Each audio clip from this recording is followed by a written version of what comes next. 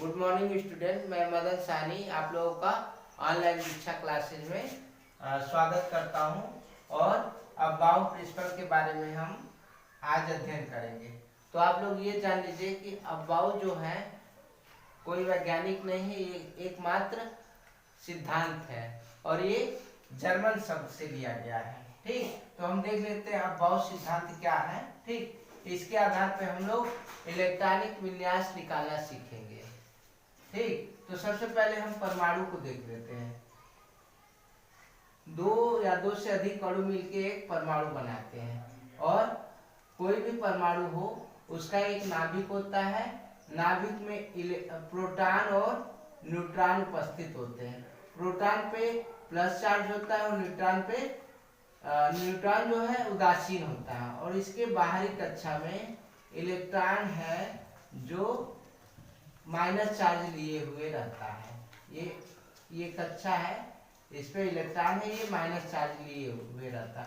और ये कक्षा है जिनके लिए n का मान होता है n बराबर 1, n बराबर 2, n बराबर 3 और इस तरह से n बराबर 4 ऐसे बढ़ता जाएगा।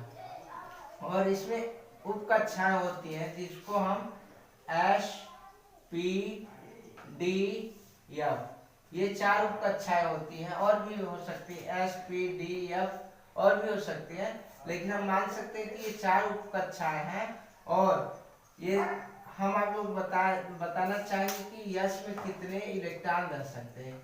ये देखिए यश में इलेक्ट्रॉनों की संख्या कितनी होती है। यश में 2 इलेक्ट्रॉन, मैक्सिमम 2 इलेक्ट्रॉन रह सकते हैं। और उसी तरह पी में देख लीजिए, पी में हमारे कुल 6 इलेक्ट्रॉन रहते हैं। इसके लिए हम 3 कमरे बनाएंगे, 1 2, देखिए 1 2 3 कमरे हो गए।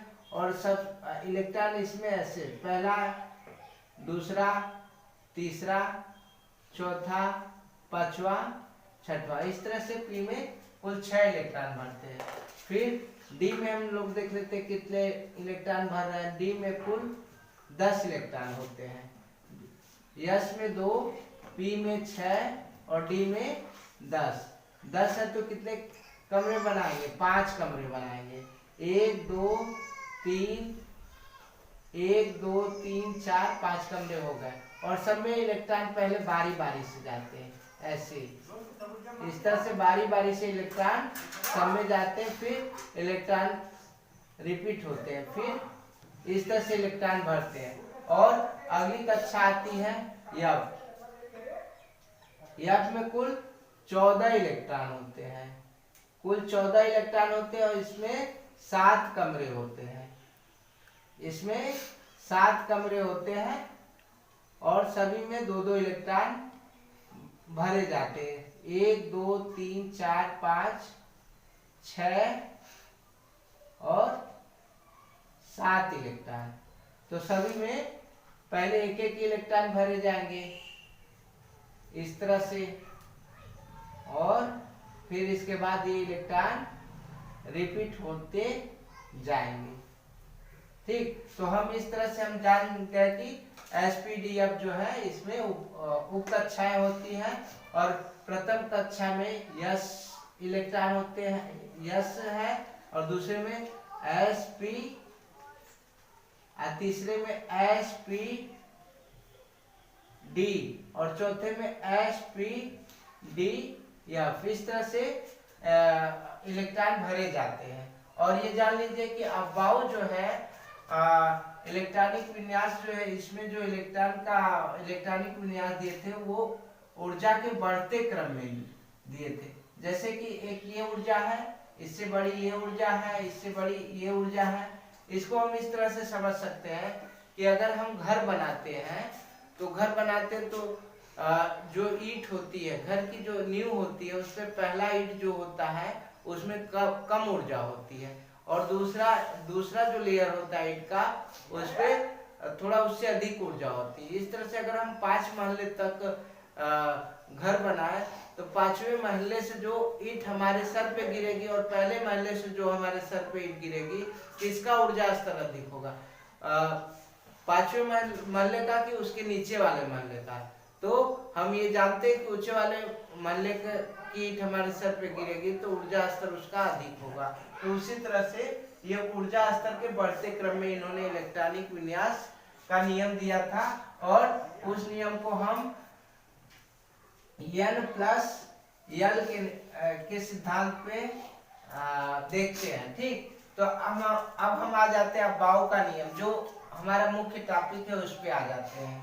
ठीक, तो n बराबर 1 के लिए, n बराबर 2 के लिए, n बराबर 3, n बराबर 4, n बराबर 5, n बराबर 6, n बराबर 7, n बराबर 8। इस तरह से मान लीजिए कक्षा है, उनके लिए पहली कक्षा के लिए 1s, दूसरी कक्षा के लिए 2s और एक और बढ़ जाएगा इसमें 2p, दूसरी कक्षा है तो 2।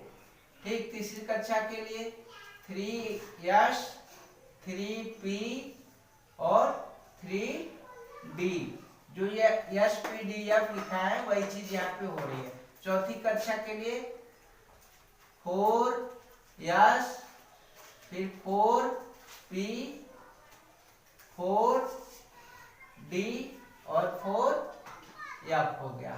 फिर पांचवी कक्षा के लिए 5s, 5p, 5d, 5f और 5g भी लिख सकते हैं, लेकिन उसको हमें जरूरत नहीं है तो हम नहीं लिखेंगे।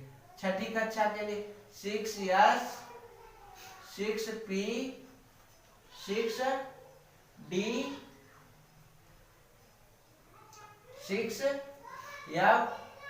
सातवीं कक्षा के लिए 7s, 7p, 7d।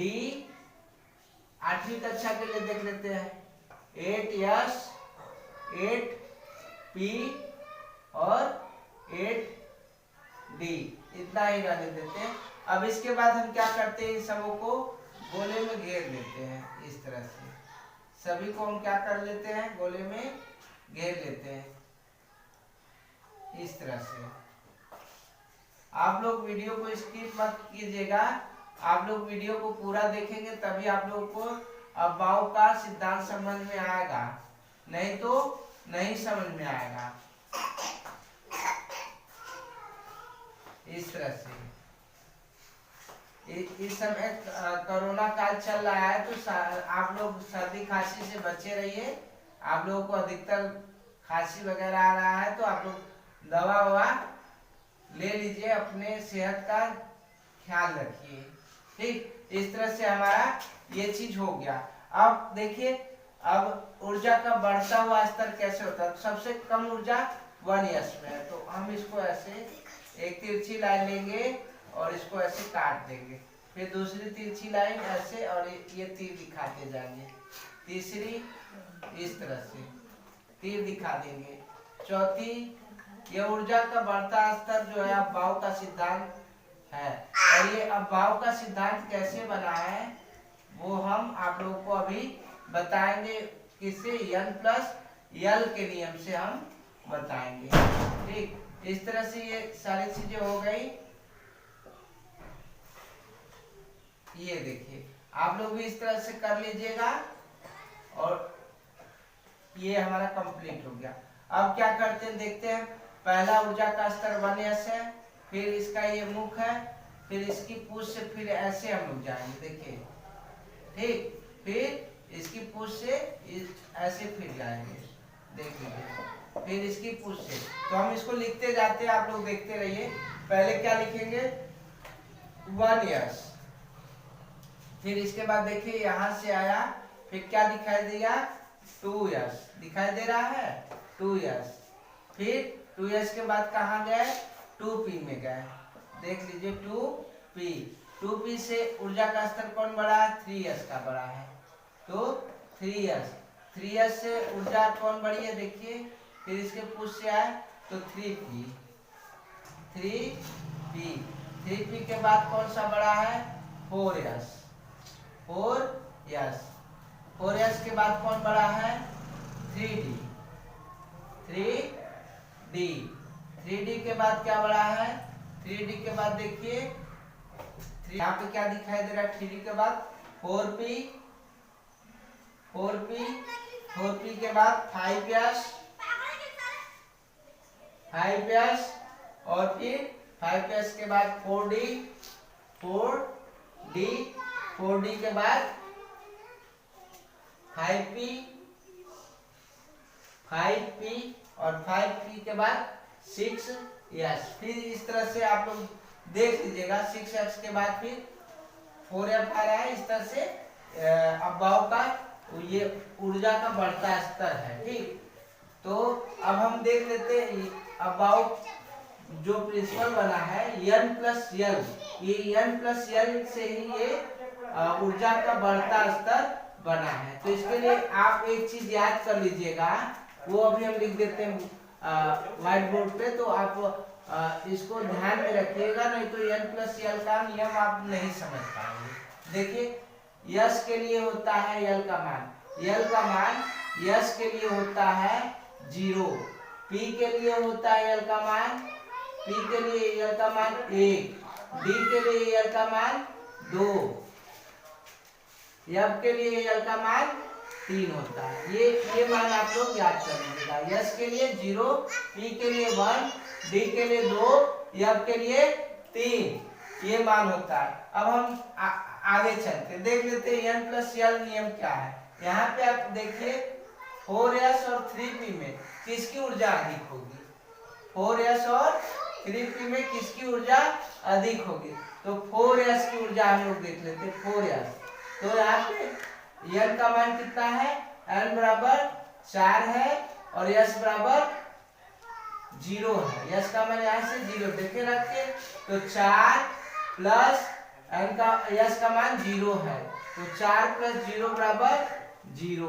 अब फिर 4s और 3p का देखते हैं, 4 + 0 बराबर 4 होगा। फिर 3p का देखते हैं, 3p, तो इसमें n बराबर कितना दिखाई दे रहा है? n बराबर कितना दिखाई दे रहा है? n बराबर 3 दिखाई दे रहा है। 3p है ना, 3p, n बराबर 3 दिखाई दे रहा है और p बराबर देखिए 1 है। p बराबर 1 दिखाई दे रहा है, तो मान रख देते 3 + 1 बराबर कितना दिखाई दे रहा है? 3 + 1 बराबर 4 दिखाई दे रहा है। ये क्या हुआ? ये तो दोनों बराबर हो गए, दोनों की ऊर्जा स्तर बराबर हो गई?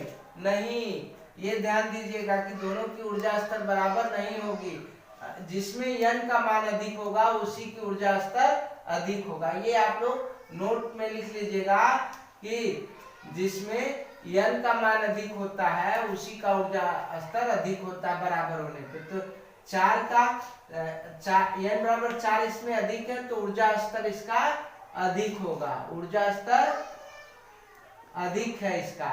तो इसलिए देख लीजिए यहाँ पे 4s जो है बाद में आया 3p से। ठीक, अगला देख लेते 4s और 3d में। अगला देख लेते 4s और 3d में। तो 4s का तो हम देख ही रहे हैं ऊर्जा स्तर कितना है? 4 है। तो अब 3d का देख लेते ऊर्जा स्तर क्या है? 3d। तो हम देखते हैं 4s और 3d में, तो 4s का ऊर्जा स्तर तो 4 है, 4s का ऊर्जा स्तर कितना है? 4 है। और 3d का हम लोग देख लेते ऊर्जा स्तर, तो n बराबर 3 है और d का मान देख लीजिए 2 है। d बराबर कितना दिया है? 2। तो इसमें मान रखते हैं 3 + 2 बराबर 5। तो इसमें ऊर्जा स्तर किसका अधिक है? 3d का ऊर्जा स्तर अधिक है, इसका ऊर्जा स्तर अधिक है। तो इसलिए हम यहाँ पे देखते हैं 3d क्या हो रहा है? 3d हमारा ऊर्जा स्तर अधिक है, तो 4s के बाद में आया, 4s पहले आ गया। 4s का ऊर्जा स्तर 3d से कम है, देख लीजिए यहाँ से। तो इस तरह से अब्बाव प्रिंसिपल जो है ऊर्जा स्तर के बढ़ते क्रम में दिया गया है। तो अगर आप लोगों को हमारी क्लास अच्छी लगी हो तो हमारे चैनल को सब्सक्राइब कीजिएगा, लाइक कीजिएगा और शेयर करना मत भूलिएगा। धन्यवाद।